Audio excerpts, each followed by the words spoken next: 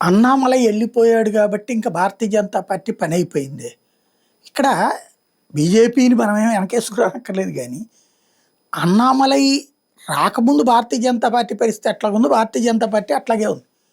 ఎదగాలి అంటే ఒక తెగించాలి. తెగిస్తే సక్సెస్ అయ్యిందా? అవ్వలేదు కాబట్టినే కదా ఈ గొడవ అంతా కూడా.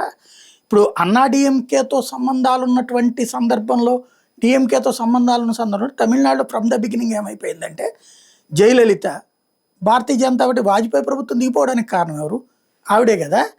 కానీ ఆవిడ చనిపోయేదాకా కూడా సాయం చేసింది భారతీయ జనతా పార్టీ.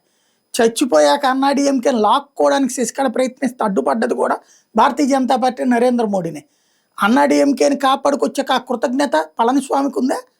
పళనిస్వామి ప్రభుత్వాన్ని కుప్పకొల్చడానికి శశికళ ఎన్ని ప్రయత్నాలు చేయలేదు, అయినా వాడికి కృతజ్ఞత లేదు.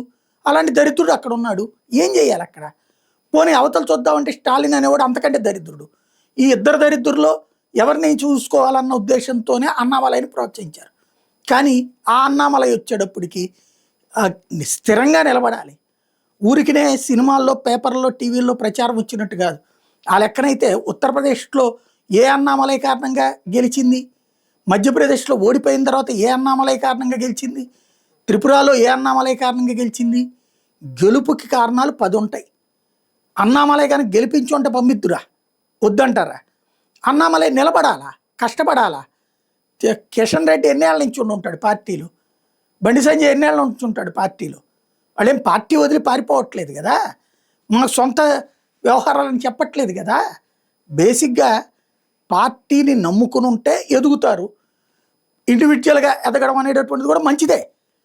అన్నామలై ఎదగాలనే కోరుకుంటున్నారు.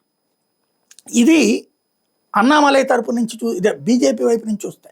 అదే సందర్భంలో అన్నామలై వైపు నుంచి చూస్తే బలమైన నాయకులను వదులుకుంటే భారతీయ జనతా పార్టీ బలహీనపడుతుంది అంటే బలపడదు.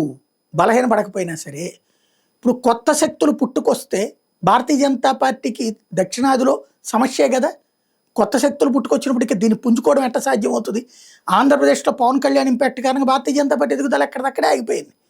అదే సందర్భంలో తెలంగాణలో వచ్చేటప్పటికి తెలంగాణ రాష్ట్ర సమితి ఏర్పాటు వల్ల భారతీయ జనతా పార్టీ ఎదుగుదల ప్రతిబంధకమై ఉన్నది. ఇప్పుడు ఆ ఇద్దరిని దాటుకోవడానికి ఇబ్బంది పడుతుంది. రేపు అన్నామలై, విజయ్ వీళ్ళని దాటుకుని వెళ్ళడానికి ఎప్పటికవుతుంది?